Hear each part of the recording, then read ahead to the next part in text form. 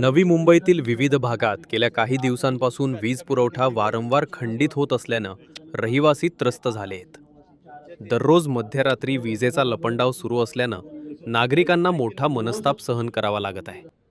वीज वितरण विभागाच्या या अनागोंदी कारभाराविरोधात युवा सेनेनं वाशी येथे हल्लाबोल आंदोलन केले. युवा सेना अध्यक्ष अनिकेत म्हात्रे यांच्या नेतृत्वाखाली महावितरण कार्यालयाबाहेर हे आंदोलन करण्यात आले. यावेळी महावितरणच्या अधिकाऱ्यांना धारेवर धरण्यात आले. सत्ताधारी पक्षात असूनही महावितरणच्या कारभाराविरोधात रस्त्यावर उतरावे लागत असल्याची खंत व्यक्त करण्यात आली. यापुढेही वीज पुरवठ्याचा प्रश्न मार्गी लागला नाही तर महावितरण कार्यालयात अधिकाऱ्यांचा कार्यक्रम करू असा इशारा खासदार नरेश म्हस्के यांनी दिला. प्रकार जो चुकीचा असेल तर त्याच्यावरती कारवाई होईल. तर शिवसेनेमध्ये अंतर्गत गटबाजी आपल्याला पाहायला मिळते. एकीकडे आज जिल्ह्याचं आंदोलन असताना ऐरोलीमध्ये देखील एक वेगळा कसं होतंय की ऐरोली आणि बेलापूर हे दोन वेगवेगळे मतदारसंघ आहेत.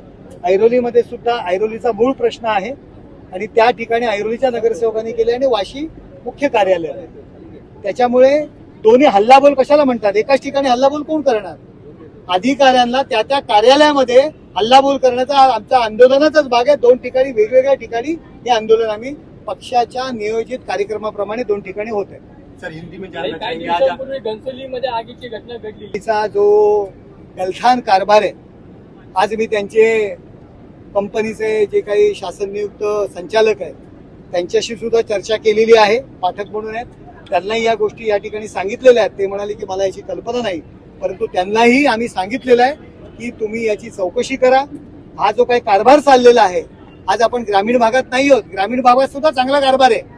फक्त एसी रूम मध्ये बसून, एसी ऑफिस मध्ये बसून एमएससीबीचा कारभार चालणार नाही.